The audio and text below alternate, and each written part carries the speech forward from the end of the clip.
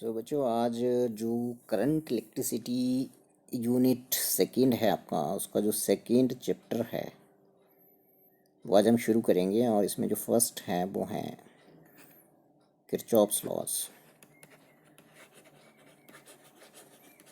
Kirchhoff's laws, okay.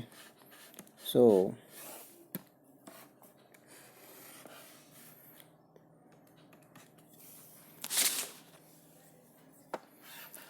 इसमें जो first है आपका वो है जंक्शन रूल। दो रूल होते हैं, first is junction rule and second one is loop rule, और you can say Kirchhoff's first law और आल्सो कॉल्ड जंक्शन रूल।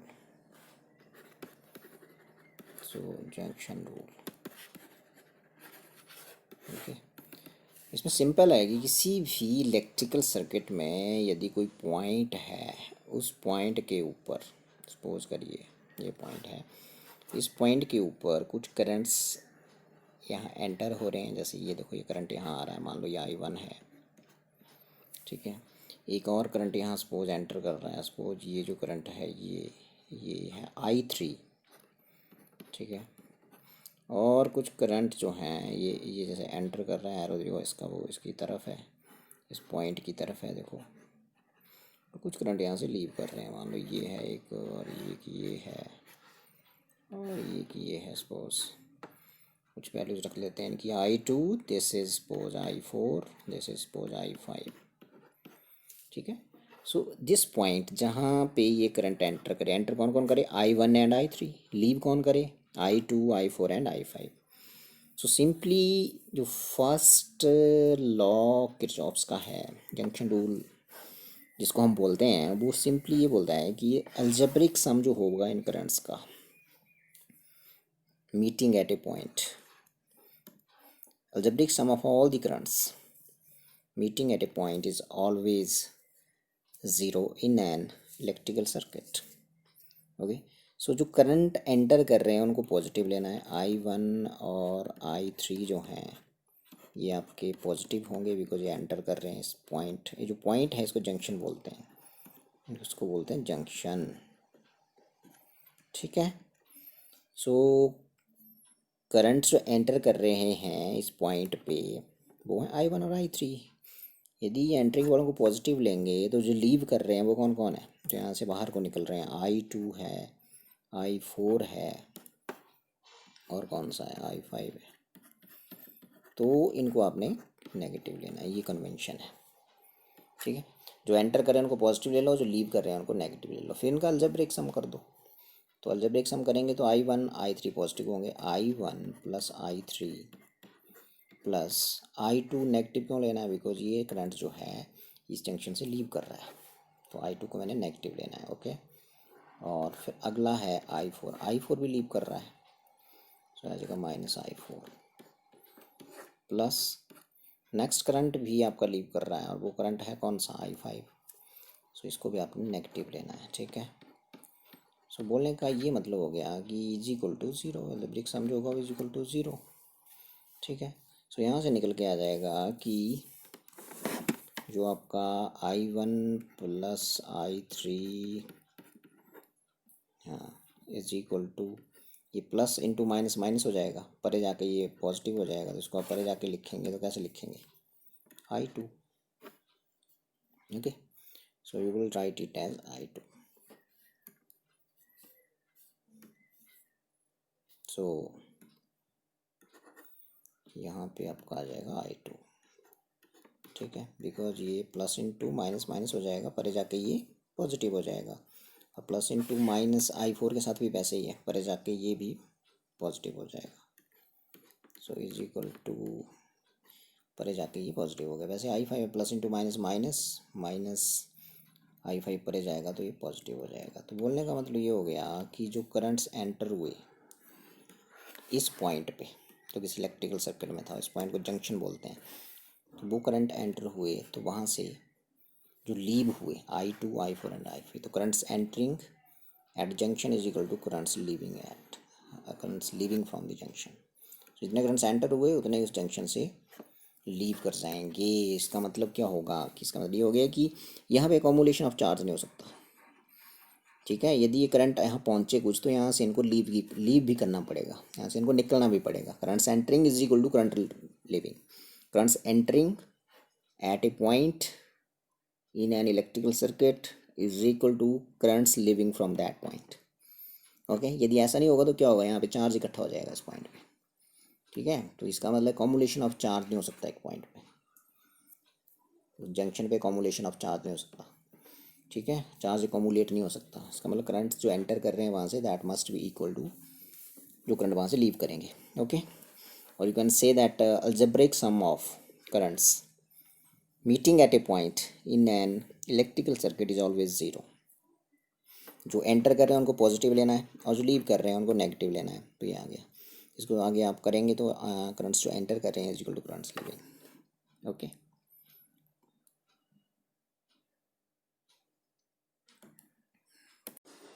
सो बच्चों किसी भी पॉइंट पे इलेक्ट्रिकल सर्किट में चार्ज एकमुलेट नहीं हो सकता। मतलब जितना चार्ज वहाँ पहुँचा उसको वहाँ से लीव भी करना पड़ेगा। इसका मतलब ये जो आपका फर्स्ट रूल है, जंक्शन रूल है, जो आपका फर्स्ट लॉ है किरचॉफ्स का, जो किरचॉफ्स का फर्स्ट लॉ है और इसको जंक्शन रूल भी बोलते हैं। So it is based upon what, conservation of charge. एक नंबर का क्वेश्चन आता है, इसको याद रखेंगे। तो Kirchhoff's junction rule is based upon conservation of what, charge. यह लूप रूल, ये बड़ा इंपॉर्टेंट है, इसको समझना ज़रा ध्यान से। So this is loop rule. ठीक है, लूप रूल ये बोलता है कि जैसे मान लो, जैसे मैं इसकी स्टेटमेंट लिख देता हूँ, पहले उस स्टेटमेंट को बोलते हैं। मान लो आई करंट है किसी किसी आर एम में, किसी सर्किट में, मान लो ये रेजिस्टेंस उस आर एम का आर है। ठीक है, तो इनका गुणा कर दिया मैंने। फिर किसी और आर एम में भी करंट होगा, कुछ रेजिस्टेंस भी होगा उस आर एम में, फिर मैंने उनका सम कर दिया। मान लो 3 आर्म्स हैं, जैसे त्रिभुज में 3 होती हैं, क्वाड्रिलेटरल में 4 होती हैं।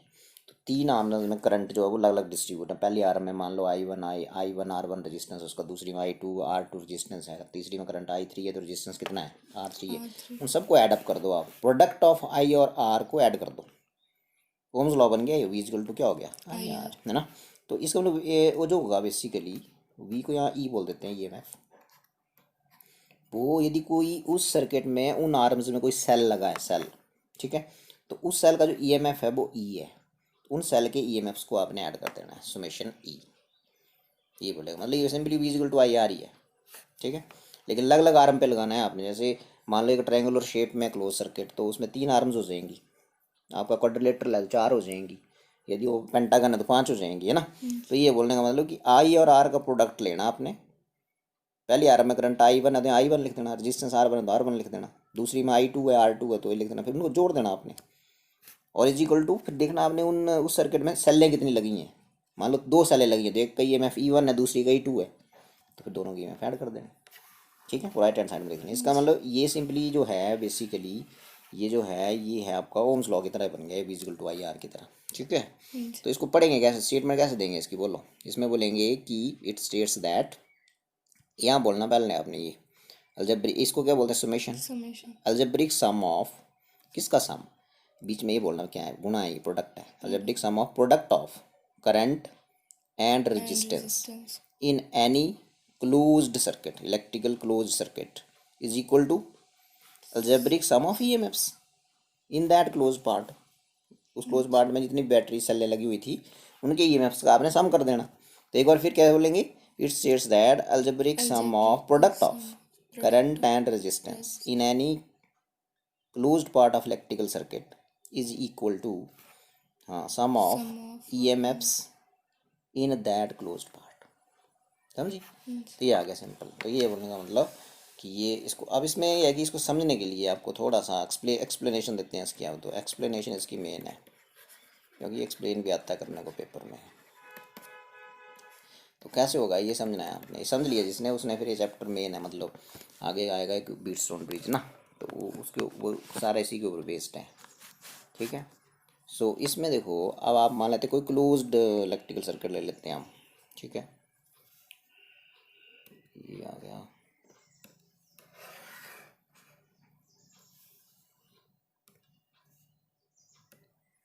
ये आ गया। देखो सपोज करते हैं एक सर्किट बनाऊंगा मैं यहाँ पे, वो है आपका, मान लो ये पॉइंट A है, ये है पॉइंट ए, यहाँ से ये करंट चल रहा है इधर को I1 और रेजिस्टेंस इस आर्म में R1 है, यहाँ कोई और चल रहा है, ये R2 है ना, एक और रेजिस्टेंस, यहाँ मैंने एक सेल लगा दी, मतलब सेल भी होगी ना लगी हुई, मान लो मैंने ये लगा दी इस आर्म में, यहाँ रेजिस्टेंस मान लो और लग गया इधर को, ठीक है, ये आ गया। अब यहाँ से मैंने एक और नीचे को एक सेल लगा दी, नेगेटिव पॉजिटिव, नेगेटिव पॉजिटिव, यहाँ भी लगा दी मैंने ये नेगेटिव पॉजिटिव नेगेटिव, ठीक है। अब इस आर्म का रेजिस्टेंस मैं ले लेता हूँ, ये वाली जो है, ये आ गया रेजिस्टेंस मान लो। तो ये देखो ये सर्किट आगे जा रहा है, इधर को भी जा रहा है परे को ऐसे, इधर भी जा रहा है ऊपर की तरफ को, इधर से भी जा रहा है ये ऐसे, ठीक है, ये इधर भी जा रहा है ऐसे। मैंने हिस्सा उठाया उसका क्लोज्ड पार्ट, ये यहाँ से भी इधर जा रहा है ऐसे ऐसे, ठीक है, ये ऐसे।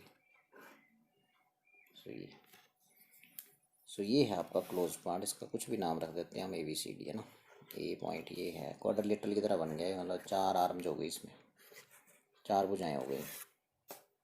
C बोल देते हैं, इसको D बोल देते हैं।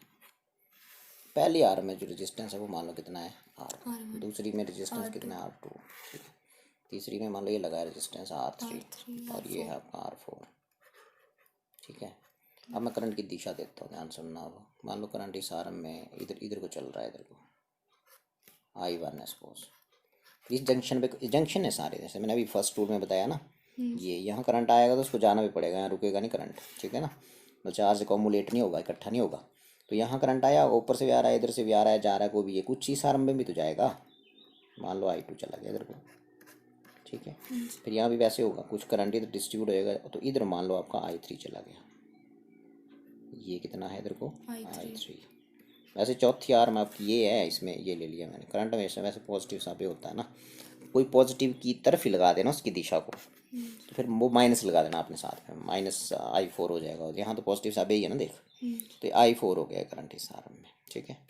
तो चारों आर्म में देखो रेजिस्टेंस भी दिख रहे हैं, ठीक है। और ये जो सेल है इसका EMF ले लेते हैं E1,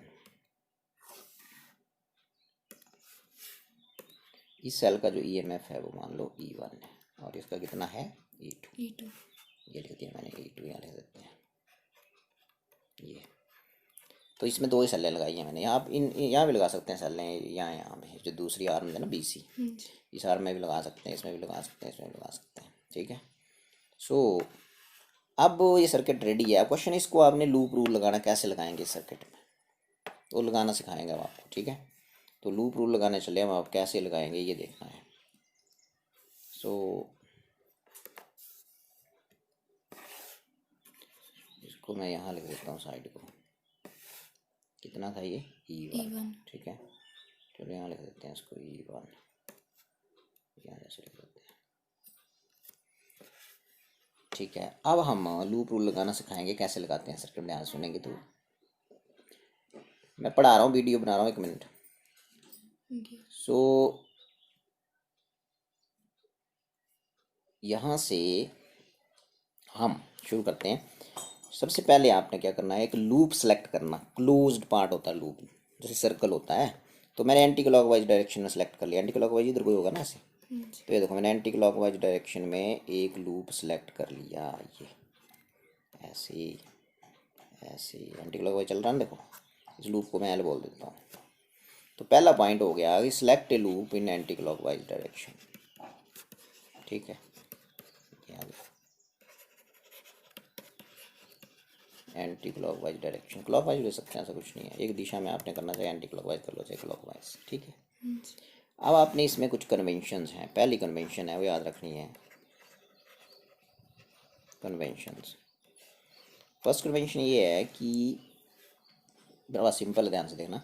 आपने अब इस लूप में देखना, आप इधर को चल रहे हैं ना, देखो, तो ये और ये करंट की दिशा भी देखना आरंभ में, ये 4 एरो मैंने तभी लगाए, ये चौथा लग गया, देखो पहला दूसरा तीसरा। आप इस एरो को देखेंगे तो इसमें देखेंगे करंट की दिशा, जब आप इस नीचे वाले एरो को देखेंगे तो इसके पैरेलल कौन है, इधर इसके पैरेलल ये है, I4 करंट है। जब इसकी बात करेंगे तो आप किसको देखेंगे, I3 को देखेंगे, ये I3 ये है ना, I3 ये है ये। सो उसके बाद फिर आप इसमें देखेंगे तो I2 को देखेंगे, ठीक है। सो मुझे ये बताओ कि इस आर्म में करंट और आप जो लूप पे चल रहे हैं वो एक दूसरे के अपोजिट हैं, देखो। हाँ जी। तो आपने इन दोनों का प्रोडक्ट नेगेटिव ले लेना, क्योंकि आपका रूल क्या होता है लेफ्ट हैंड साइड मैंने क्या बताई, आर आर और आई का प्रोडक्ट और उसका फिर जोड़ करेंगे। तो इस आर में हो जाएगा I1 R1, इसमें क्या हो जाएगा I2 R2, इसमें क्या हो जाएगा I3 R3, इसमें क्या हो जाएगा I4 R4। इनका प्रोडक्ट लेना और फिर जोड़ देना आपने, ठीक है। जोड़ने का मतलब है कि प्लस आएगा कि माइनस आएगा, ये है क्वेश्चन, ठीक है। तो अब हम लगा रहे हैं कि यदि लूप में जो एरो है उसकी डायरेक्शन करंट के अपोजिट है तो इन दोनों का प्रोडक्ट लेना नेगेटिव, और सेम डायरेक्शन में तो लेना पॉजिटिव। तो बताओ आप कहाँ कहाँ करंट आई और आर का प्रोडक्ट पॉजिटिव होगा और कहाँ कहाँ नेगेटिव होगा, बताओ। I1 R1 का प्रोडक्ट यहाँ नेगेटिव क्यों होगा, बिकॉज अपोजिट डायरेक्शन है। लूप में जो चल रहे हैं वो चल रहे हैं इस साइड को, लेफ्ट साइड को, और करंट जा रहा है राइट साइड को, तो यहाँ अपोजिट नेगेटिव। अच्छा, but about this second arm BC, ये वाली, ये नीचे नीचे करंट नीचे को आ रहा है, देखो।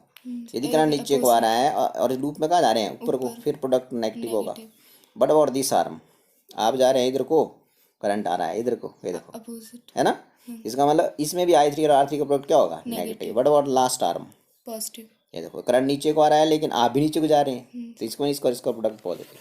तो ये लिखना आपने दूसरा कि प्रोडक्ट, पहले कन्वेंशन ये बनी जो मैंने अभी बताई कि product of I and R, product of I mean current and R is taken as negative या पॉजिटिव कर लो, इज टेकन एज पॉजिटिव, चौथे वाला केस जो है। इफ़ लूप में आप चल रहे हैं, suppose if we traverse, traverse होता है travel, if we traverse in the direction of current, है ना।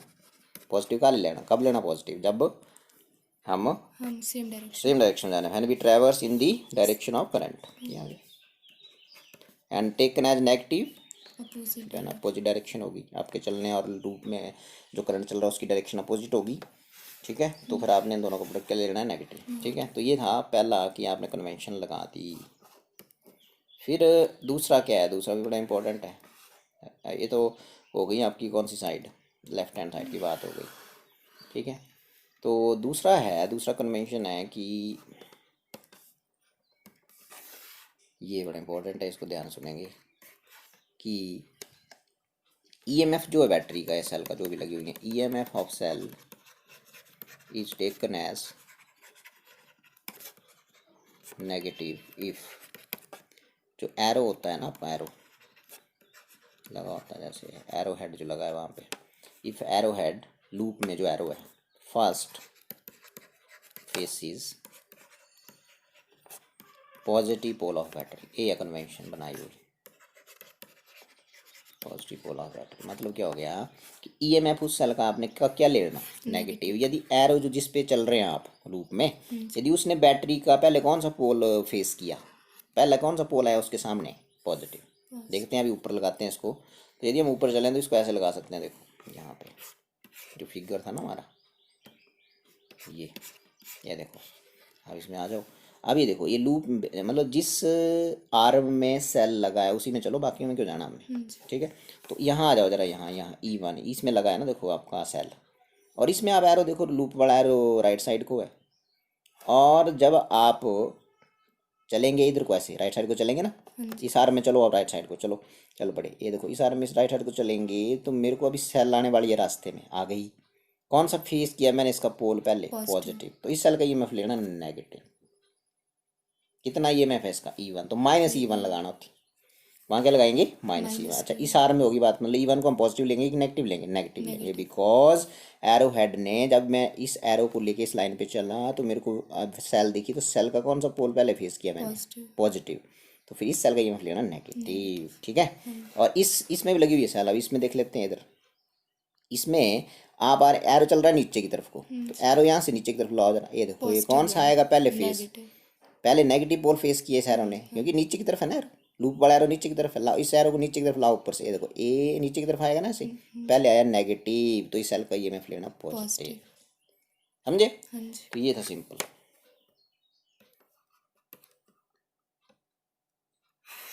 तो इसको लगा दो फिर, तो दोनों आपने लिख लिए, समझ लिए, तो फिर अप्लाई करेंगे इसको, अप्लाई दीज कन्वेंशन जो ऊपर लिखी, ठीक है, फॉर ऊपर वाले सर्किट के लिए, apply these convention for above circuit, above close circuit है वो, सर्किट को CKT बोल देते हैं, ठीक है, CKT मीन सर्किट। तो लगाएंगे तो बोलो क्या होगा, I1R1, साइन में बाद में पूछता हूँ, I2R2, I3R3, I4R4 is equal to EMFs का सम E2 था एक, और एक क्या था, E1 था, ठीक है, ये आ गया। सो अब बताओ जरा साइन क्या क्या थे, फिर चलते हैं सर्किट में और एक बार फिर लगाते हैं। ये देखो, ये करंट जा रहा है राइट साइड को, लूप में आप जा रहे हैं लेफ्ट साइड को, तो इन दोनों का प्रोडक्ट क्या लेना, नेगेटिव, उल्ट हो गया ना, तो यहाँ नेगेटिव। और इसमें भी क्या होगा, देखो आप जा रहे हैं ऊपर की तरफ इस लूप में, ये ना कहाँ से घूम के आए ऊपर की तरफ, और करंट जा रहा है नीचे, इनका प्रोडक्ट नेगेटिव। और इसमें क्या था, थर्ड आर्म में आप जा रहे हैं इधर को और करंट आ रहा है देखो इधर को नेगेटिव, और चौथी आर्म में सेम, करंट नीचे को और आप भी नीचे को हैं, तो चौथे आर्म के लिए पॉजिटिव लगेगा और बाकी नेगेटिव लगेगा, ठीक है। तो यहाँ पे ये देखो I1R1 मैंने बोला क्या होगा, नेगेटिव, और ये भी क्या होगा, नेगेटिव, ये भी क्या होगा, नेगेटिव, और ये क्या होगा, पॉजिटिव, ठीक है। एंड E2 और E1 में भी आपको बताया था मैंने कि क्या होगा, ये देखो, इस एरो हेड ने पहले कौन सा पोल फेस किया, इस सेल का, पॉजिटिव, तो इसका EMF क्या लेना, नेगेटिव, तो E1 के साथ नेगेटिव होगा। और ये एरो जो है इधर वाला, ये ऊपर से नीचे को आ रहा है, और इसने कौन सा फेस किया पहले, नेगेटिव, इसका EMF लेना पॉजिटिव, तो E2 पॉजिटिव होगा मतलब, और E1 क्या होगा, नेगेटिव। ये देख, E पॉजिटिव लगाने की जरूरत नहीं है, लगा भी सकते हैं, ऐसा कुछ नहीं है। और आगे E2 क्या होगा, नेगेटिव। तो ये आपने लगाया वो summation I1R1 is equal to क्या, समेशन E, तो वो लग गया इसमें, ठीक है। तो ये है जी आपका किरचॉफ्स लूप रूल, ठीक है। इसमें काम नहीं कर रहा है,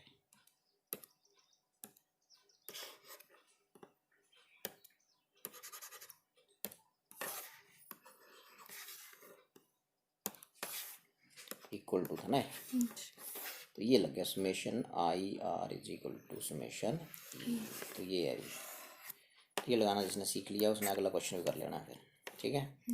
सो अब हम आगे बढ़ते हैं और बात करते हैं। तो इसमें क्या हुआ बेसिकली, थोड़ा सा एक और चीज़ रहेगी इसमें कि ये कौन से लॉ के ऊपर बेस्ड है, बिकॉज हमने पढ़ा है कि जो वर्क होता है, पोटेंशियल डिफरेंस होता है बेसिकली, वो E बोल देते हैं उसको, चलो EMF, वो वर्क अपॉन चार्ज होता है, पहले पढ़ा हमने फर्स्ट यूनिट में ना।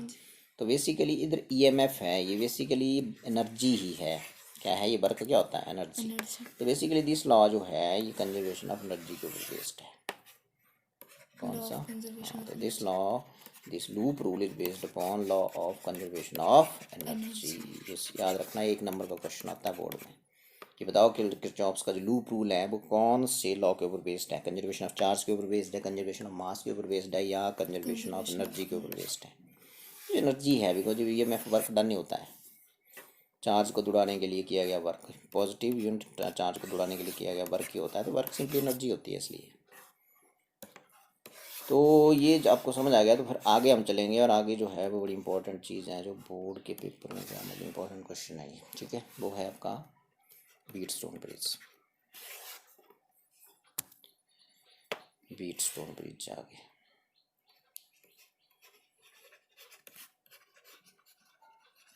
व्हीटस्टोन ब्रिज, BRIDG, ठीक है। इस ब्रिज में बेसिकली काम क्या है इसका, ये क्वेश्चन, इसका प्रैक्टिकल भी आपका, प्रैक्टिकल फॉर्म में इसको मीटर ब्रिज बोलते हैं या स्लाइड वायर ब्रिज बोलते हैं, प्रैक्टिकल भी करेंगे आप, मतलब जो प्रत्यक्ष दिखेगा वही होगा इसमें, ऐसा इसमें कुछ नहीं होगा, आप प्रत्यक्ष देखेंगे वही चीज़ें होंगी, ठीक है। प्रैक्टिकल कर लिया आपने, इसका मतलब आप चीज़ों को जो थ्योरेटिकल पढ़ रहे हैं वो एक्सपेरिमेंटली भी प्रूव्ड है, तो बात ना मजा, साइंस यही है ना। तो व्हीटस्टोन ब्रिज में बेसिकली 4 रेजिस्टेंस होते हैं, आपने याद रखना पहले, कितने होते हैं, 4, उनके नाम होते हैं PQRS, PQ जो है उसमें वो पता होते हैं 10-15 ओम कितने हैं, वो नॉन रेजिस्टेंस होते हैं, नॉन रेजिस्टेंस मतलब उनकी वैल्यू पता है।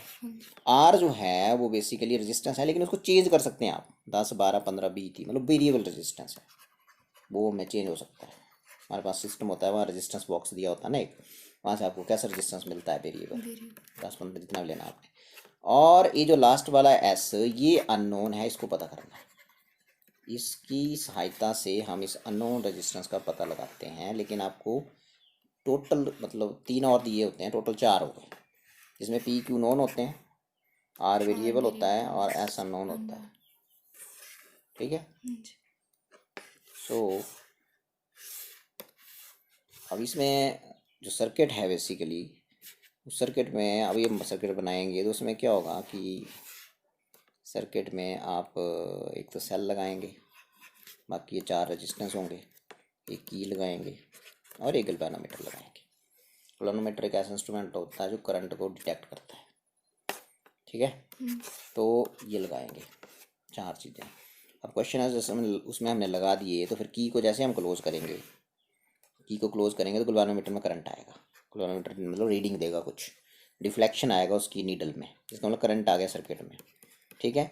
अब इस वेरिएबल रेजिस्टेंस को एडजस्ट करेंगे और जो गैल्वेनोमीटर में करंट है वो मान लो आई जी है, करंट इन गैल्वेनोमीटर, उसको 0 करेंगे, क्योंकि रेजिस्टेंस चेंज करेंगे सर्किट में तो करंट भी चेंज होगा। आपने रेजिस्टेंस कहाँ से चेंज करना है, ये तो फिक्स है, इनकी वैल्यू पता है, इनको नहीं चेंज कर सकते आप, इसको चेंज करेंगे आर को, एस अननोन, एस तो पता करना है। क्वेश्चन है कि आपने चेंज करना आर को, और आर की ऐसी वैल्यू एडजस्ट करनी कि गैल्वेनोमीटर में करंट क्या हो जाए, 0 हो जाए।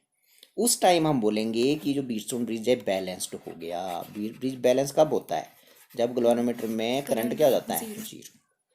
ठीक है। बैलेंस ब्रिज जो होता है तो उस टाइम ये चारों रेजिस्टेंस आपस में इस रिलेशन के द्वारा जुड़े होते हैं। तो this is the condition for balanced Wheatstone bridge, P by Q is equal to R by S. ये कब होता है बैलेंस, जब करंट गैल्वेनोमीटर में 0 हो जाता है। तो ये इसकी वर्किंग एंड प्रिंसिपल था। अब जो मेन है वो है कि होता क्या है इसमें। देखो अब तूने अभी लूप रूल सीखा ना, वो लगाना इसमें फटाफट। ये देखो ऐसे मान लो ये है वो रेजिस्टेंस, ऐसे लगे होते हैं ऐसे,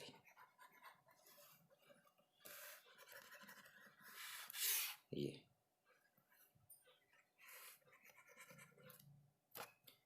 यहाँ बेसिकली ये गैल्वेनोमीटर है। गैल्वेनोमीटर का भी रेजिस्टेंस होता है, मान लेते हैं जी है, कितना है, capital G, resistance of galvanometer. ठीक है। ये लगी हुई है की, मान लो ऐसे,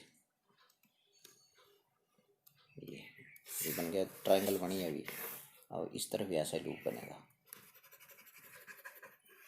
ये, और फिर ये इसके बीच में भी एक लगा होगा, ये दिस इज की, ये आ गया, इसको बोलेंगे पी, इसको बोलेंगे क्यू, और ये है वो वेरिएबल। वेरिएबल रेजिस्टेंस जब भी लगा होता है एरो लगा देना आपने, यहाँ एरो मीन्स वेरिएबल है ये, और ये है वो अननोन। और मैंने बोला 4 रेजिस्टेंस का जो नेटवर्क है इसमें गैल्वेनोमीटर लग चुका है, सिर्फ सेल लगाने को रह गई, और रह गई की चलो यहाँ भी लगा सकते हैं, यहाँ भी लगा सकते हैं। ये की लगा, की का मतलब स्विच ऑन ऑफ करने के लिए, दोनों साइड लगानी की ये चलो एक ही पास ला दे, ऊपर ला देते, खिलाने थल्ले, नीचे लगा देते हैं इधर ये।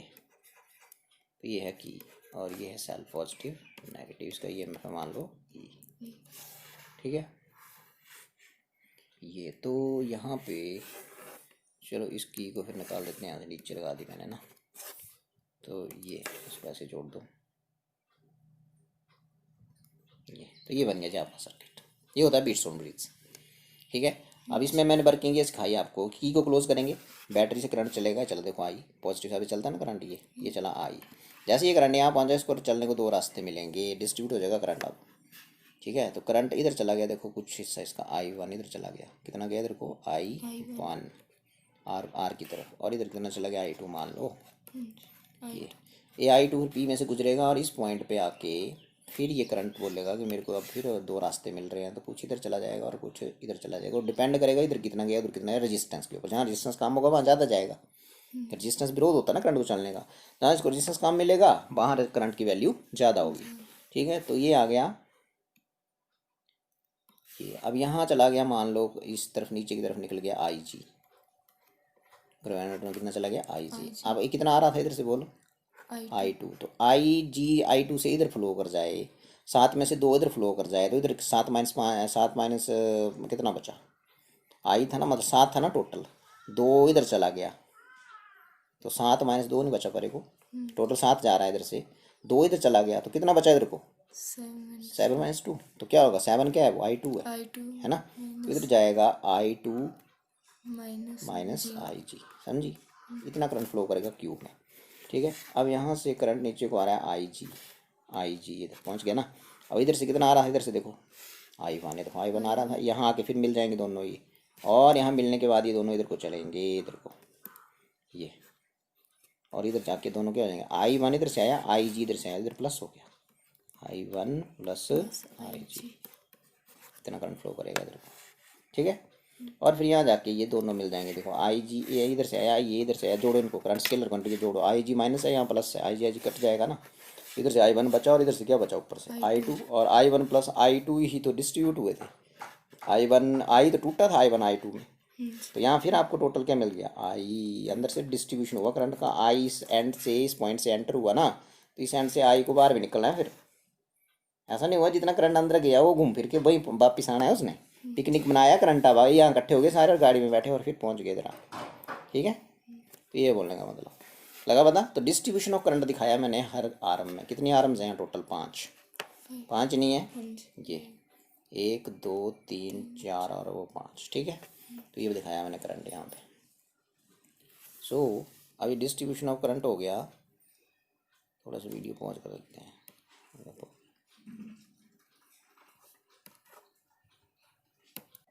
सो ये distribution of current each arm में दिखा दिया गया है। अब आपने लगाना इसके लिए लूप रूल। तो लूप रूल अब आपने सीखा है ना ढंग से, आपने 4 आर्म्स वाला सीखा हो, या तो 3 ही आर्म में है देखो, तो इनके नाम रख देते हैं पहले हम। ये मान लो आपका पॉइंट है ए, ये है बी, ये है ABCD।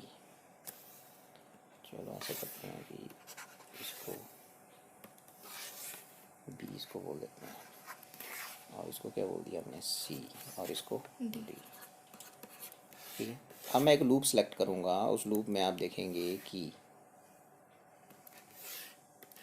ये देखो ध्यान, इसमें 3 आर्मों में लूप सेलेक्ट होगा, मैंने तो 4 वाला बताया तेरे को, यहाँ 3 वाली बात होगी, तो 2 बार करना पड़ेगा आपको किरचॉफ्स लूप रूल, 2 बार, एक बार इधर लगाना इस क्लोज सर्किट का मतलब होता है कि यदि आप ए से चले तो वापस ए पे भी आना है, देखो ये ऐसे ए से चले ना वैसे, तो यहाँ से जैसे ए से बी, फिर बी से कहाँ गए सी, फिर सी से वापस ए हो गया क्लोज। तो लगाओ जरा इसमें एंटी क्लॉकवाइज डायरेक्शन में लूप सेलेक्ट करो, एंटी क्लॉक मतलब इधर को, तो देखो लगा सेलेक्ट करने, ये लूप ऐसे बनेगा, इधर को ऐसे ऐसे बनाओ अपने हिसाब से, 3 यार में इसमें बन गई 3 है। देखो एक मैं इधर देखूंगा ऐसे, एंटी क्लॉकवाइज ऐसे चलेंगे ना, घड़ी की सुइयों के विपरीत ऐसे, तो ये वो लूप है सेलेक्ट। आप क्लोज्ड पार्ट कौन सा, ADCA में, दूसरे में भी सिलेक्ट करो ऐसे ही, चलो करो सेलेक्ट, एंटी क्लॉकवाइज ही करना है क्योंकि मैंने आपको एंटी क्लॉकवाइज सिखाया है। तो इस आर्म में चलेंगे तो इस आर्म से इधर को आना पड़ेगा ना फिर, तो ये यहाँ से मैं चला, यहाँ से देखो ये ऐसे, और फिर ऐसे, और इसमें ऐसे,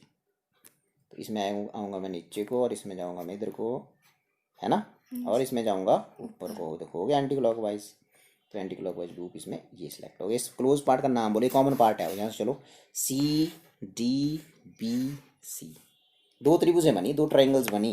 पहली का बोलो क्लोज, ए से चलो तो ए पे वापसी करनी, ADCA, और दूसरे में बोलो C से चल पड़ो, कहीं से चलो आना वही है, CDB, और B से बाद आएंगे C, ठीक है।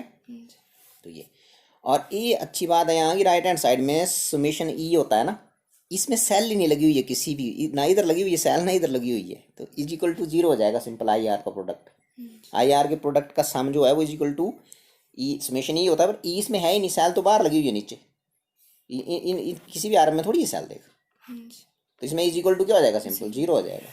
तो अब आप इसमें लूप रूल लगा के बताओ मेरे को, इसमें इस क्लोज पार्ट में, तो अप्लाई। तो distribution of current is shown in various arms, वो लिख दिया हम सब कुछ, है ना। और फिर हमने क्लोज पार्ट बोलो कौन सा है, ए से चले थे, ADCA, इसमें लगाएंगे लूप रूल, लगाओ, वो इक्वेशन 1 हो जाएगी। बोलो, चलो ऐसे यहाँ से चल रहे हैं A से D, एक आर्म सेलेक्ट कर लो जहाँ से चलना है, इधर देख लो पहले कहाँ से कहाँ चले, A से D जाओ, पहले आर्म में A से D चले, करंट है नीचे को इधर को, और आप भी तो इधर जा रहे हैं, दोनों का प्रोडक्ट क्या लेना, पॉजिटिव, तो ये जाएगा I1 इंटू क्या है रेजिस्टेंस क्या है उस आर्म का? R चलो अभी इस आर्म में चलो, करंट आ रहा है नीचे को और वो करंट है आई जी। ये कौन है? ये आई जी है ना। करंट हाँ, और आप जा रहे हो ऊपर को, अपोजिट हो गया। और इस आर्म में करंट आई जी और रेजिस्टेंस गैल्वेनोमीटर का जी है। जी क्या है, रखें ध्यान, G is the resistance of galvanometer. ठीक है, मतलब ये रेजिस्टेंस ही है। तो करंट नीचे को और लूप में आप ऊपर को, अपोजिट नहीं हो गए, है ना। ये देखो, करंट नीचे को और आप ऊपर को, तो आई जी इंटू जी का प्रोडक्ट क्या लेना? नेगेटिव। तो यहाँ जाएगा माइनस आई जी इंटू जी। चलो अभी तीसरी आर्म बच गई सी डी, सॉरी सी ए, मेरे को सी ए। देखो ना, पहली आर्म में हो गई, दूसरी ये हो गई डी सी, तीसरी क्या है? सी ए। सी ए में चलेंगे तो करंट तो अपोजिट है, आप आ रहे हैं नीचे को अपोजिट और करंट उधर को, अपोजिट है ना। तो आई वन, आई टू और पी, पी इस आर्म में रेजिस्टेंस है, तो आई टू और पी का प्रोडक्ट क्या लेना है? Negative. Negative I2 into P कोई सेल नहीं लगी है, सुमेशन ई क्या हो जाएगा? Zero. Zero. This is equation number 1। चलो अच्छा जी, अब हम दूसरे लूप में चलते हैं और अप्लाई करते हैं आपका रूल। मेरे को जगह है ज़्यादा नहीं है।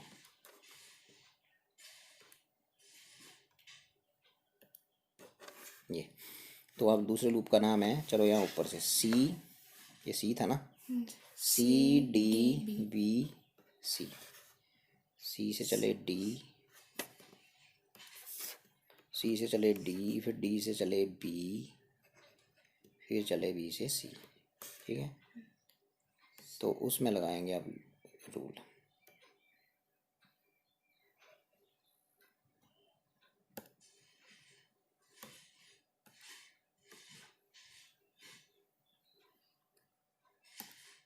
ये तो इसमें यदि हम लगाएंगे तो कैसे लगेगा?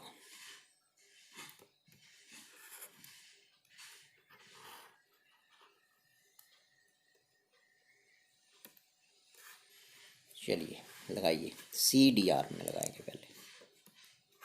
ये है सी डी आर में, ये सी डी, ये अभी सी डी इधर, ये सी डी। इसमें देख लो, करंट आई जी नीचे को है और ये वाला लूप देखना, अब इधर वाला, दोनों एक दिशा में है, दोनों एक दिशा में है, तो इन दोनों का प्रोडक्ट पॉजिटिव, तो आई जी जी, आई जी इंटू जी, हाँ इंटू जी, रजिस्टर आर्म गैल्वेनोमीटर का है वो ना। आगे चलो, डी वी, और फिर चलेंगे दूसरी आर्म कौन सी है? डी वी, ये वाली। अब डी वी में बड़े आसान से देख सकते हैं आपकी क्या हो रहा है, सेम डायरेक्शन, सेम डायरेक्शन। ये देखो, ये करंट जा रहा है इधर को और आप भी तो इधर ही जा रहे हैं, इसमें इन दोनों का product positive. I one plus I G into S, bracket में लिखना है, प्लस आएगा आपने बोला अभी, तो आ जाएगा आई वन, इसमें करंट है, प्लस क्या है आगे? आई जी इंटू ब्रैकेट में इंटू रेजिस्टेंस इस आर में एस। ठीक है, अब चलो लास्ट आर में, ये बी सी, बी सी में चलेंगे। देखो अब आ गई बी सी, यही बची ना ये। तो बी से सी में जाएंगे तो करंट उधर जा रहा है, हाँ आप जा रहे हैं इधर को और करंट जा रहा है उसके अपोजिट, तो इन दोनों का प्रोडक्ट क्या होगा? नेगेटिव। नेगेटिव, ठीक है, क्योंकि आप ऊपर की तरफ हैं और करंट कहाँ है? नीचे की तरफ। ये तो माइनस लगेगा आगे, हाँ ये लगा वो minus. I two minus I G minus I G into Q, resistance इस आर में क्यू है और कोई सेल नहीं लगी है, इक्वल टू जीरो। तो ये बनी बात अब। सो ये आपने लगा दिया, देखो बस जिसने ये सीख लिया वो कर लेगा काम, मेन यही है। This is equation number 2। बस ये जिसने लगाना सीख लिया ना। अब मैंने बताया कि ब्रिज बैलेंस कब होता है, जब आई जी क्या हो जाता है? जीरो। बताया था मैंने ना, कैसे adjust R so that current in galvanometer becomes zero, so bridge is balanced. R की वैल्यू को एडजस्ट करना ना आपने, आर जो लगा हुआ सर्किट में उसकी वैल्यू वेरिएबल है, चेंज कर सकते हैं, तो आर रेजिस्टेंस को चेंज करेंगे तो करंट चेंज होगा गैल्वेनोमीटर में। तो जब आपका गैल्वेनोमीटर में करंट चेंज होते होते जीरो हो गया ना, तो ब्रिज क्या हो गया? बैलेंस। तो आई जी जीरो जाते ब्रिज बैलेंस होता है। आई जी की वैल्यू जीरो पुट कर दो 1 और 2 में, आई जी की जगह जीरो लिखो, देयरफॉर इक्वेशन 1 क्या बन जाएगी बोलो? Put I G equal to 0 and 1, I G की जगह जीरो लिखना। इसका मतलब ये वाली चीज़ सारी जीरो हो गई, ये खत्म हो गई। क्या बचा? आई वन आर, और इसको परे को ले जाओ, पॉजिटिव होगी परे जाके, तो I one R is equal to I two P बचा 1 में। ठीक है, और फिर यहाँ से आप आई वन को आई टू निकाल दो, हाँ ये आ गया, देखो I1 के साथ कौन था R, तो नीचे जाएगा वो ना, और P कहाँ रहेगा, और दिस इज इक्वेशन नंबर 3। 3 ये आ गया। अच्छा अब ऐसा ही आप इक्वेशन 2 में करो। इक्वेशन 2 में भी IG0 भरो भरो फटाफट। तो IG0 मीन्स ये सारा फैक्टर 0 हो गया। यहाँ जो बचा, यहाँ IG0 भरेंगे ना, ये 0 तो I1S बचेगा, समझी, I1S, ठीक है। आगे I1 और आगे क्या है S, और आगे बचेगा, देखिए इधर IG0 भरेंगे ना, तो ये फैक्टर तो 0 हो गया, तो यहाँ -I2 इंटू क्या बचा Q, और इसको परे ले जाओ, -I2Q को परे ले जाएंगे तो ये पॉजिटिव हो जाएगा, I2Q ये बनेगा। यहाँ से भी I1 I2 निकालो, I1 के साथ कौन है S नीचे जाएगा, है ना। तो दिस इज इक्वेशन नंबर 4। अब आप देखो लेफ्ट हैंड साइड एक जैसी हैं दोनों में, तो राइट हैंड साइड बराबर कर दो। सो फ्रॉम 3 and 4, ये देखो आ गया answer. P/R is equal to Q/S, P/R is equal to Q/S। इनको आपस में एक्सचेंज करो, P और R को करो सिर्फ,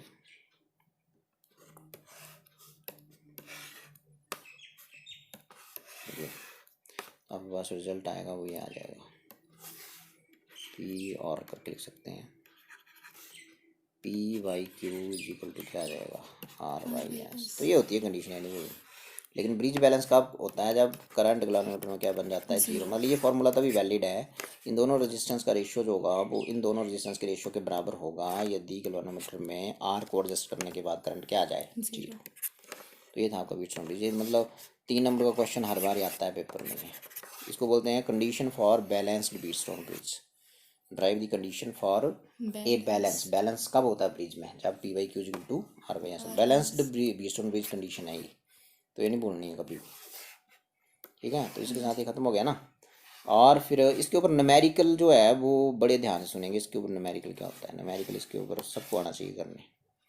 तो ये देखो न्यूमेरिकल बड़ा आसान सा, इसमें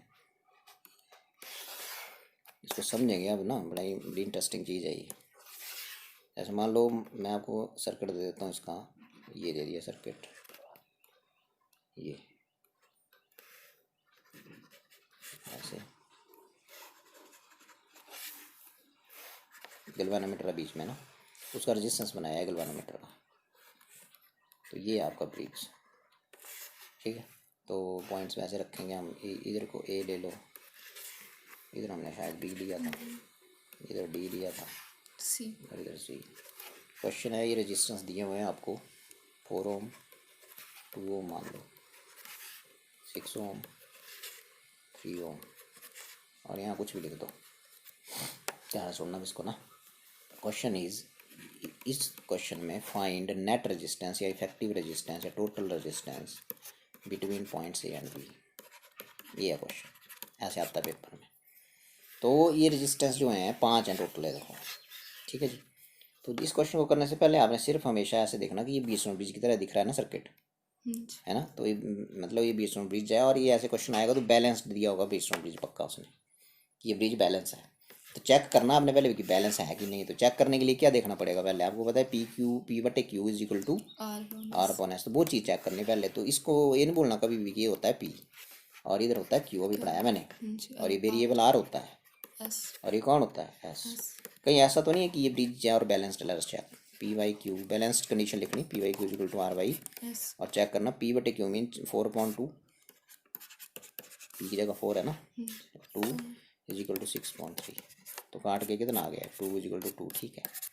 2 is equal to 2, therefore bridge is balanced. तो ब्रिज जब बैलेंस है, अब सुनेंगे ध्यान से, ब्रिज बैलेंस हो गया देखो, क्योंकि ये left hand side is equal to क्या आ गई, राइट हैंड साइड। तो उस टाइम जो गैल्वेनोमीटर में करंट है वो 0 हो जाता है। इसका मतलब इस आर्म में कितना करंट फ्लो करता है 0।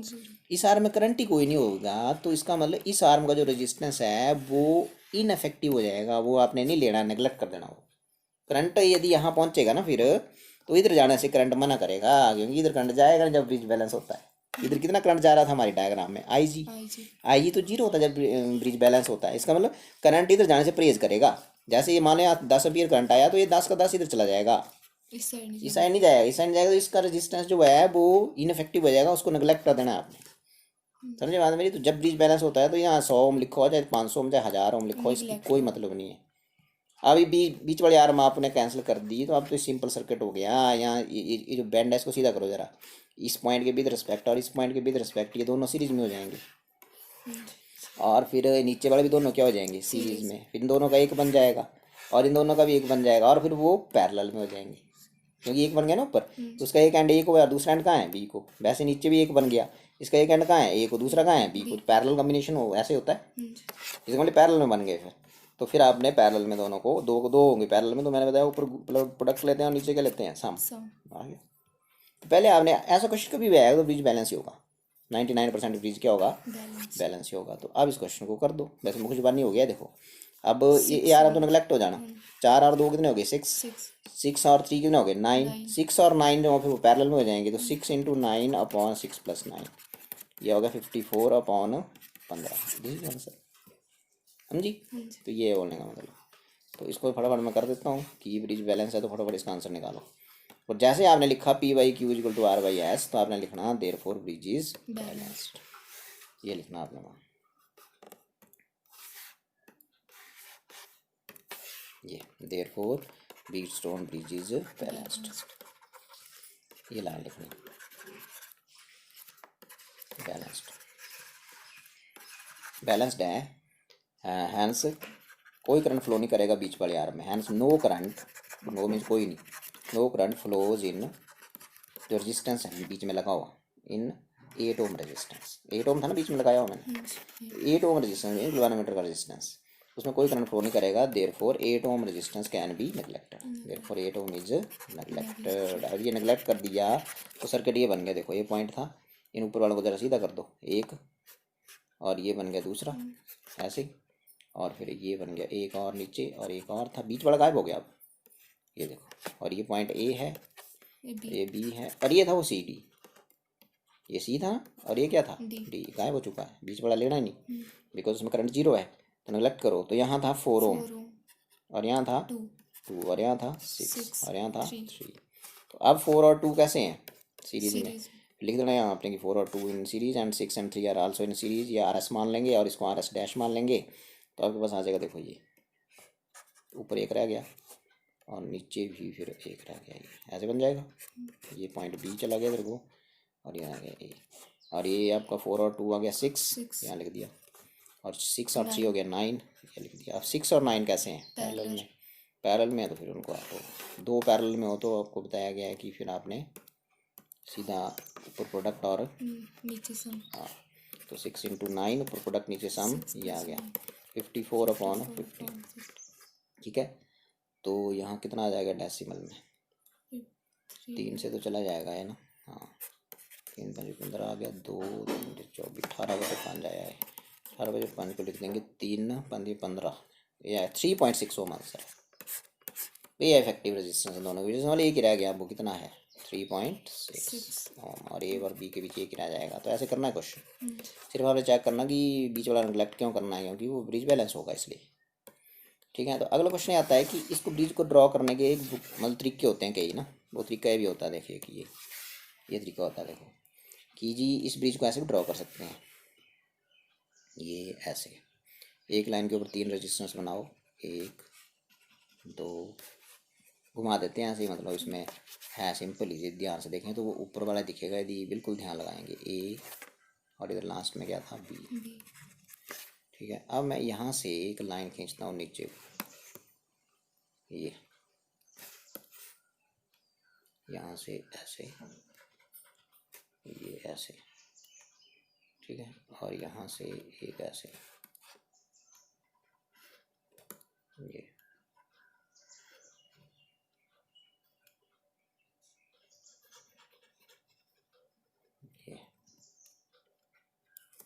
अब गिनो कितने टोटल हैं, तो 5 ही।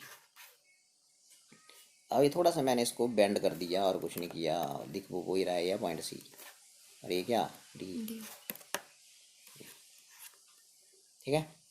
अब आप बड़े ध्यान से देखेंगे कि ये चारों पॉइंट मार्क हो गए ना मेरे, तो मेरा जो ऊपर वाला सर्किट था मैं फटाफट बना देता हूँ। ये आपका पी था ऐसे, और ये आपका बीच वाला था, ये ऐसे था, और ये ऐसे था शायद, है ना, ऐसे था ना, ये, और यहाँ ऐसे ये ए था पॉइंट बी और ये बी था,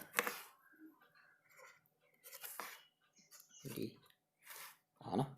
अब ये देखो जरा, यहाँ पी था और ये क्यू था, ये आर था। एस और एक और चीज़, पी जो था बेसिकली वो 4 था, ये कितना था, 2 2 ओम था, इधर 6 था, 6 इधर कितना था 3 3, और बीच वाला 8 8 ये सर्किट जो है ये ऐसे भी ड्रॉ सकता है या ये ऐसे भी ड्रॉ सकता है। तो ऐसा पेपर में आ गया तो डरना नहीं। इसमें आपने देखना कहीं 5 रेजिस्टेंस तो नहीं है, गिन लो 5 ही होते हैं ना बीस नोटिस में, और एक नेगलेक्ट हो जाता है। तो अब आप देखो कि 4 कौन होगा इसमें और 2 कौन होगा, 3 कौन होगा, 6 कौन होगा, या क्वेश्चन तो देखते हैं। ए और सी के बीच यदि कोई रेजिस्टेंस है वो बेसिकली ए और सी 4 के बीच 4 है। देखो ये 4 है, भाई बैठा हुआ है, ये 4 है। ए और डी के क्यू कर लो, सी और बी के बीच है कोई तो वो Q2 है, सॉरी वो क्यू है, और वो कितना ओम है 2। 2 हाँ तो कौन से 2 पॉइंट, बी और सी, सी और बी, देखो सी और बी ऊपर से होके जा रहा काम, ये बी पॉइंट है, ये और ये कॉमन पॉइंट है, एक ही कर लें। ठीक है, तो ये सी और इधर कौन है, ये बी। सी और बी के बीच कितना है, सी और बी के बीच देख लेते हैं, देखो सी और बी के बीच है 2, तो ये 2 है, मतलब ये कौन है क्यू और ये कौन है पी। बी ठीक है, सी और डी के बीच कौन है जो बाद में नेगलेक्ट हो जाता है, 8 है, देखो सी और डी के बीच 8, ये सी है ये डी है, और आगे कौन है ये ए और डी के बीच आर, ए और डी के बीच देखो ये दिस इज आर, कितना ओम 6 ओम, 6 और लास्ट में बचा आपके पास डी और बी के बीच वो है 3 ओम एस और वो है 3 ओम, डी और बी देखो 3 ओम, तो ये बन गया एस।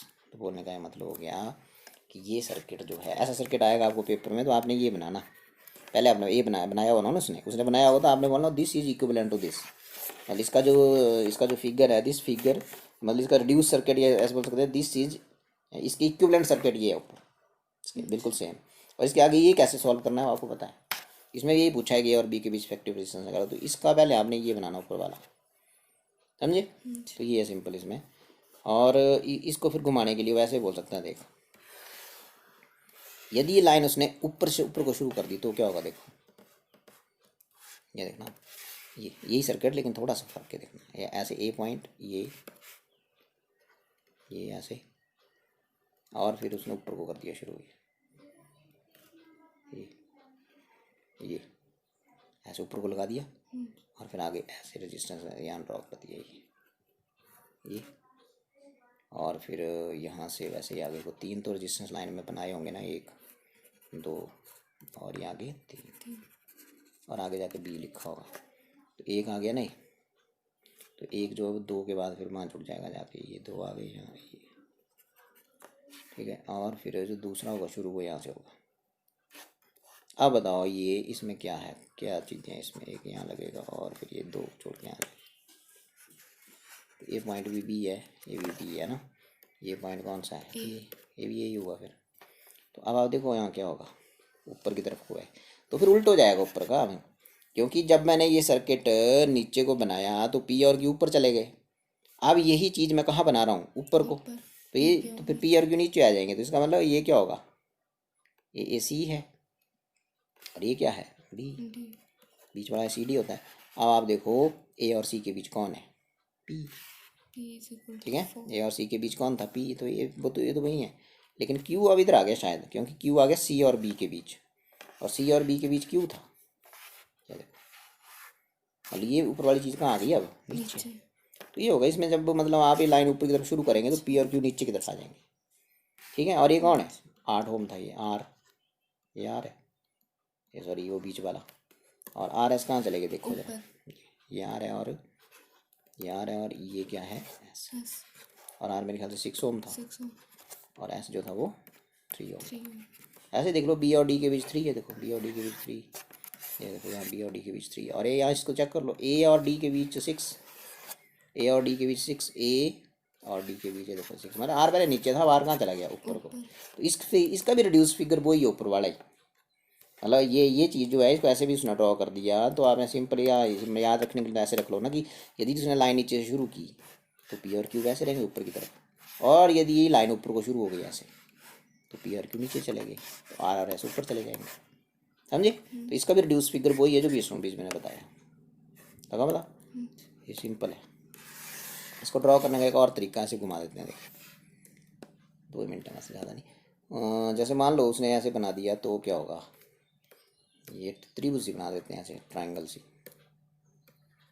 ये ऐसे।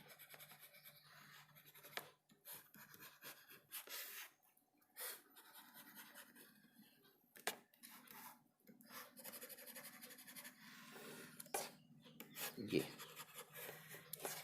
ऐसे घुमा दिया यहाँ और बी यहाँ बना दिया, यहाँ ए लिख दिया और यहाँ बी लिख दिया। बेसिकली कुछ नहीं हुआ, ये जो आर्म आपको दिख रही है जहाँ कर्सर चल रहा है ये इधर थी, पलटी मारो, या मान लो कब जैसा लगा हुआ है, एक हिंज कब जैसा लगा हुआ है। ये आर्म मतलब ये जो आर्म दिख रही है जहाँ कर्सर चल रहा है ये इधर थी, वैसे ऐसे। तो चुप, क्या बोला मैंने, ये चीज़ जो थी ये पलटी मारी उसने, कुछ नहीं, इधर थी, इधर थी ये चीज़ ऐसे, ये वाली चीज़ कहाँ थी, उस तरफ थी ये बेसिकली। कैसी थी, और ये ऐसे थी, ऐसे, ये यहाँ बीच में रजिस्टर था और ऐसे थी। ये वाली मत देखो, अब देखो ये कौन सा पॉइंट था, वो सी, और ये क्या था, डी, और इधर क्या था, ए। ये देखो ये इधर चला गया, अब ये इधर ये था ना ऐसे, ये इधर मतलब ये वाली नीली नीली दिख रही है, ये उठा के इधर बना दी है पीली पीली इधर, लगा बता। अब ये ऐसे घुमाया और कुछ नहीं किया उसने, उधर वाली दो आर्म में दो रजिस्टेंस उठाया, और मतलब पहले ये इधर थे लेफ्ट साइड को, और आप कहाँ कर दिए, राइट साइड को, और आपको घुमा दिया। बाकी ये बी इधर होता है, इसने थोड़ा सा बाहर अंदर को ऐसे घुमाने के लिए आपको यहाँ अंदर को कर दिया। इधर ये चाहे इधर बी इधर है, चाहे इधर है, वो एक ही बात है। तो बेसिकली इसमें ये जो रेजिस्टेंस दिख रहे हैं आपको, ये रेजिस्टेंस कौन सा था, ये पी था, क्या है फिर ये पी, और ये कौन था, आर। पी क्यों इधर होता था, ये आर था, ये था आपका पी, ये था आपका क्यू। उसको तो छुआ ही नहीं उसने, ऊपरली तरफ तो क्यू था, उधर को साइड को, ठीक है। और ये जो था ये कौन सा था, सोच के बताना। अब ये इसको मत देखो, इसको मत देखो, अभी इसको मत देखो, ये नहीं अभी। तो बीच में कौन था, 8, लगा बता, ये 8 था इसका मतलब ये सी और डी, ऐसे देख लो तो सी और डी के बीच कौन था, 8 ही था, सी और डी के बीच 8 ही था, लगा पता। तो बेसिकली ये पी है इधर, और ये क्या है क्यू। पी कितना था, 4 ओम, और ये कितना था, 2 ओम, और ये कितना था, 6 ओम, और ये बी और डी के बीच कौन था, एस, बिल्कुल ठीक है, एस, और कितना था वो, 3 ओम, आर 6 था, पी 4 था, और जो क्यू था वो 2 था। तो ये देखो ऐसा फिगर आ गया तो डरा देते हैं बच्चों को। इसका भी रिड्यूस फिगर वही है जो ऊपर बनाया, बीसों बीच ये वाला, ये वाला ये फिगर, समझे। ये A B, P Q R, sorry P Q, और ये इधर वाला आर, और इधर वाला क्या था, एस। ये देख लो, ऐसे नहीं लगे बताओ, चेक कर लो। ए और ये कौन था, सी, और ये कौन था पॉइंट, डी। मेरे को बताओ ए और सी के बीच कितना है, पी। ये चेक कर लो, ए और सी के बीच देखो पी। अब चेक करो ए और डी के बीच आर, चेक कर लेते हैं, ए और डी के बीच आर कहाँ गया है, ये देखो यार है, ए और डी के, ये पॉइंट ए ही है, यहाँ बनाया ये तो ऐसे डरा रहे पॉइंट ए, पॉइंट और ये कॉमन ही है। तो ए और डी के बीच क्या है, आर है, ये देखो ए और डी के बीच आर। और डी और बी के बीच कितना है बोलो, एस। डी और बी कहाँ है ढूंढो, डी और ये बी, मैं बोला यहाँ बनाया बी के बताया, देखो एस। और आगे ए सी और बी के बीच कितना है, क्यू। सी और बी के बीच देखो सी, ये देखो बी, और देखो बीच में क्यू, समझी। इसको ऐसे भी बना सकते हैं, इस साइड वाली साइड, इस साइड जो करती बस इं बोला ना, इं पलटी मारती ना दिमाग का सोच रहा। ए बिच वाली, हाँ ये बीच चाली थी रही, सिर्फ इतना नहीं है, दो थी ना, इतने कब्जे लगू थल्ले दो, इस तो यही करते, पलटी मारते थे बस, और कुछ नहीं करा दे। यही है इसमें बोलने का मतलब। तो ये वही बन गया आंसर इसका, वो 3.6 ही आएगा, ठीक है। और कभी कभी ऐसे बना देते हैं सीधा, बिल्कुल ऐसे किया, ये ऐसे किया, एक ये बना दिया, और ऐसे किया, ये ऐसे बीच में बना दिया, ऐसे किया। इसको कहीं भी लगा सकता है वो, यहाँ भी लगा सकता है, यहाँ भी लगा सकता है, ठीक है। और यहाँ भी लगा दिया, मान लो ऐसे, एक यहाँ लगा दिया। 5 होने चाहिए, बस 5 लगे तो एकदम से सोचना वो बीच में बीच नहीं हो, कहीं बैलेंस्ड। ये वो सी पॉइंट, और ये क्या है, ये पी यहाँ भी हो सकता है, यहाँ भी हो सकता है, समझी बात मेरी। सिर्फ तारा पाएंगे और कुछ नहीं है ना। मतलब यहाँ पे आपने वायर्स लगाई और कुछ नहीं, ये पी है। तो ये क्या था इधर, क्यू, और ये क्या था, आर, और ये क्या था, एस। ये आपका कितना ओम था, 4। ये 4 था, ये 2 था, और ये बीच वाला क्या था, 8 ओम। और ये था 6 6 और ये क्या था 3 3। तो ऐसे बनाएंगे इसका भी रिड्यूस फिगर, वो ये जो ऊपर बनाया मैंने। इसका आंसर भी कितना आएगा, effective resistance between A and B क्या आएगा 3.6 ओम। 3.6 तो ऐसे आपके अलग अलग सर्किट हैं, उनको आप बना सकते हैं, ठीक है। और एक छोटा सा न्यूमेरिकल है, उसको बता दे रहा क्या आंसर होगा, ऐसे मुझे नहीं। ये ऐसे ऐसे एक पेपर में आया ना क्वेश्चन है, देखा इधर, यही। अब ये जो नीचे वाला था ना इधर, ऐसे इधर मेरा कर्सर चल रहा है, ऐसे था ना, इसने यहाँ से इसको डिशों की ऊपर को, ये वाला, और ये वाली चीज़ जो यहाँ घुस गई जाके, यहाँ घुस गई जाके, नीचे थी ना ये। अब बताओ ये क्या हुआ, ये ब्रिज ही है। जो नीचे वाला था इधर, ये जो इधर था, इधर ऐसे आना था ना ये, हाँ नीचे ऊपर ये ऐसे आना था ना, ऐसे ऐसे आना था ना, ऐसे ऐसे, और ऐसे आना था। अब इसको यहाँ से इसने डिशों की, यहाँ से इसको इसने मुक्का लगाया, और ये चीज़ ऊपर चली गई, और बच्चों को बोल दिया हो पता नहीं क्या आ गया, ये भी ब्रिज ही है और क्या है ये। ऐसे था ना नीचे वाली चीज़, ये वाली चीज़ उसने कहाँ बना दी, ऊपर बना दी, ठीक है। और उसने पूछा, फिर क्वेश्चन क्या पूछा, ये सुनो। यहाँ एक सेल लगा दिया आपको डराने के लिए, पॉजिटिव नेगेटिव, ठीक है। और इस सेल का जो पोटेंशियल डिफरेंस था वो दे दिया कुछ, और एक रेजिस्टेंस लगा दिया 2.4 ओम का बार ऐसे, ठीक है ये। और फिर इसको यहाँ जोड़ दिया। क्वेश्चन पता क्या पूछा, बीच वाला वो वैसे लगाया हो सेंटर में, ये। तो बेसिकली ये ए पॉइंट था, ये क्या था सी। सी डी वाले को तो मुक्का पड़ा हुआ बेचारा, यहाँ था यहाँ और पहुँच गया यहाँ, डरना नहीं है, देखो। और यहाँ क्या था बी, बी है ना। अब इसको ध्यान से देखिए, बिल्कुल यही है। और ये कितना ओम था पी, पी कितना 4 ओम। 4 और ये क्यू कितना था 2, और ये था आपका 6, ये आर था 6, और ये कितना था 3 ये था 3 ओम, और ये कौन था एस एस, ठीक है। अब यहाँ उसने क्या किया, ध्यान सुनो क्वेश्चन क्या पूछा, मतलब ये बच्चों ने, बड़े बड़े कम बच्चों ने किया था, क्वेश्चन बोर्ड में आया एक बार ये। यहाँ उसने बोला कि ये वैल्यू एस पर नहीं लिखी ना 3 ओम लिखी, यहाँ लिख दिया एक्स। क्या लिख दिया, एक्स बताओ ये रेजिस्टेंस कितना ओम होगा। यदि, ये लिखी कंडीशन, यदि सी डी आर में कोई करंट फ्लो ना करे, मतलब इस आर में करंट की वैल्यू दे दी 0, और तुम्हें पता है इस आर में किलोमीटर लगा होता है, तो वो आई जी की वैल्यू क्या दे दी 0 अब इसने कहीं नहीं लिखा, उसने ब्रीज जाइए कुछ नहीं लिखा, उसने बोला कि यदि सी डी आर में करंट 0 है तो बताओ एक्स कितना होगा।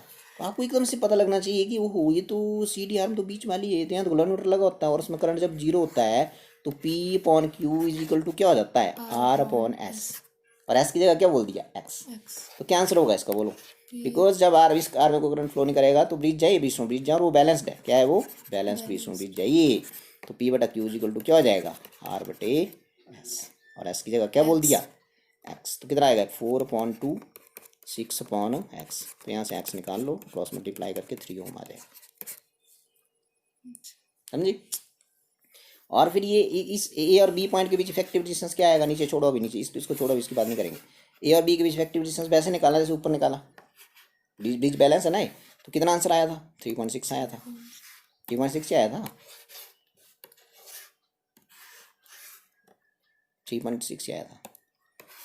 तो effective resistance between A and B आ गया आपका, ए और बी के बीच जो इफेक्टिव रेजिस्टेंस है वो आपने निकाला था ऊपर ब्रिज वाले केस में 3.6 ओम आ गया। लेकिन इस क्वेश्चन में यहाँ पे एडिशनल रेजिस्टेंस क्या लगाया नीचे, वो देखो, ये देखो, तो टोटल रेजिस्टेंस क्या हो गया, टोटल रेजिस्टेंस हो गया 3.6 प्लस कितना लगा इधर, ये एक्स्ट्रा बार कुछ लगाओ, ऐड कर देना सिंपल, तो ये आ गया ये 6 ओम।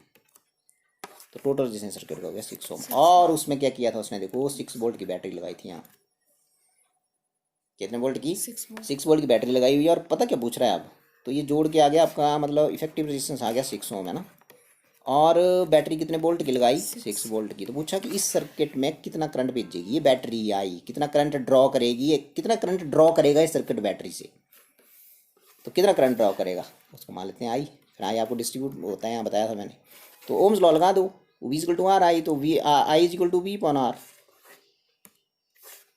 आई is equal to V upon R, और V means potential difference battery का कितना वोल्ट 6, और टोटल रेजिस्टेंस सर्किट का एक रेजिस्टेंस रह गया, वो रह गया 6 ओम, ये तो कोई लिखा है कितना एम्पीयर करंट आया 1 एम्पीयर आंसर था इसका। कितना करंट ये सर्किट खींचेगा बैटरी से 1 एम्पीयर लगा पता। ये सर्किट जो है, ये वाला सर्किट, ये वाला सारा सर्किट जो है ये देखो ये सारा ही है, ये तो यहाँ तक तो ब्रिज ही हो गया है। इसका अपना आया था 3 पॉइंट कितना 6, 6 और बाहर वाला कितना लगा हुआ है 2.4, तो 2.4 2.4 इसमें ऐड कर दिया तो कितना रेजिस्टेंस आ गया 6 6 ओम। और बैटरी की 6 पोटेंशियल डिफरेंस वोल्ट कितनी है 6 वोल्ट, तो करंट कितना लेगा वो V पॉन आर, तो V पॉन आर मीन्स 6.6, तो 1 एम्पियर करंट आएगा। तो ये था ब्रिज, और ये डिफरेंट तरह के क्वेश्चन के ऊपर आते हैं, सारे मैंने आपको बता दिए, तो मुझे लग रहा है आपको समझ आए होंगे ना। तो इस वीडियो को बार बार देखें और आराम से इन क्वेश्चन को समझें और करें, ठीक है। और फिर इसमें मैं आपको PDF भी दिखा देता हूँ थोड़ा सा।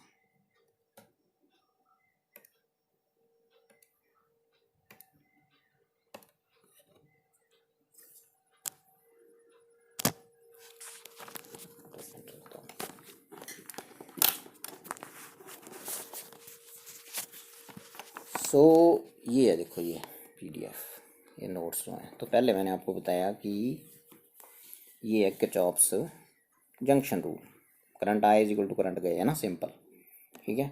और फिर मैंने बताया summation IR is equal to summation E, ये है आपके कौन से सेकंड जंक्शन रूल। फिर मैंने इस सर्किट के लिए लगाया भी था ये, और फिर समझाया मैंने सारा है, ठीक है। और ये आई थी इक्वेशन वो, फिर ये जब सर्किट के लिए लगा दिया था हमने ये। फिर मैंने बताया कि अब हम आगे किया हमने बीटस्टोन ब्रिज, ये देखो ब्रिज, ये वाला सर्किट बीटस्टोन ब्रिज का, ये मैंने आपको बड़े अच्छे ढंग से समझाया, ये बताया सारा, देखो ये। फिर इसमें मैंने कंडीशन बैलेंस्ड ब्रिज के लिए ड्राइव करी, बैलेंस ब्रिज की कंडीशन के लिए 2 इक्वेशनें बनी, ये देखो इक्वेशन 1, इसमें इसके लिए लगाया हमने इक्वेशन 1 इक्वेशन 2, ठीक है। और फिर बैलेंस ब्रिज की कंडीशन आ गई जब IG की वैल्यू 0 कर दी ना हमने, ये देखो जब ब्रिज बैलेंस होता है जब IG क्या हो जाता है 0, जो लिखा देखो, ठीक है। सो इसको नहीं लिखना है, इसको रहने दो फिलहाल। और फिर P/Q इक्वल टू R/S आ गया। और फिर मैंने डिफरेंट तरह के न्यूमेरिकल बनाए, मैंने 20 पे कैसे घुमाते हैं। सिंपल सर्किट तो इसका ये है, लेकिन इसको सर्किट को फिर इफेक्टिव रेजिस्टेंस निकाला, जो मैंने वैल्यूज मैंने वही ली जो यहाँ दी हुई है नोट्स में, से 4, 2 और 6, 3 ली, ठीक है। और फिर इफेक्टिव रेजिस्टेंस कितना आया था 3.6 ओम, ठीक है। फिर मैंने बोला इस सर्किट को ऐसे भी ड्रॉ कर सकते हैं, देखो ऊपर से शुरू करेंगे तो PQ नीचे चले जाएंगे, और यदि नीचे से शुरू करेंगे तो PQ ऊपर चले जाएंगे, ऐसे बताया ना, देखो PQ ऊपर की तरफ चले गए, ये देखो PQ या ये देखो ये ऊपर की तरफ चले गए। जब नीचे से शुरू किया, जब ऊपर से शुरू किया तो PQ चले गए नीचे को, और जब नीचे से शुरू की ये लाइन ऊपर चले गए, ऊपर को शुरू की तो नीचे चले गए, नीचे से शुरू की तो ऊपर चले गए। अपने बोला इसको ऐसे भी ड्रॉ कर सकते हैं, बताया मेरे को, ये C, ठीक है। और फिर D इधर होता है इसमें, ये वाली चीज़ इधर थी, इधर ऐसे उठाई पलटी लगाई उसने। और फिर इफेक्टिव रेजिस्टेंस मैंने बताया कि इसमें आ जाएगा, वही आएगा आंसर तो, ठीक है। फिर इस सर्किट को ऐसे भी सिंपल तरीके से भी ड्रॉ कर सकते हैं, ठीक है। तो ये वो वाला आंसर आ गया। और फिर ये क्वेश्चन कराया कि बताओ ये X कितना होगा, फिर इसको मैंने बोला ये मुक्का पड़ा, और D जो ऊपर चला गया, 6 वोल्ट की बैटरी लगा के रेजिस्टेंस बाहर 2.4 लेके बताओ ये सर्किट ऊपर वाला सारा इंक्लूडिंग 2.4 ओम रेजिस्टेंस कितना करंट बैटरी से खींचेगा, कितना करंट बैटरी से ड्रॉ करेगा। फिर पहले X की वैल्यू पूछी ना, और जब इस X की वैल्यू पूछी इसकी तो कितनी आई 3 ओम, बिकॉज ब्रिज बैलेंस था, बिकॉज इस आर्म में कोई करंट फ्लो नहीं कर रहा था इसमें, ये जो यहाँ आर्म थी, ठीक है, ये वाली आर्म, यस ये वाली, इसमें जब कोई करंट फ्लो नहीं करेगा तो ब्रिज बैलेंस होगा, और इसकी वैल्यू कितनी होगी P/Q equal to R/S, S की जगह बोला X इज इक्वल टू 3 ओम, ठीक है। और फिर कितना करंट ड्रॉ किया इसने टोटल 1 एम्पियर, 1 एम्पियर करंट। तो यही था आज के लिए। फिर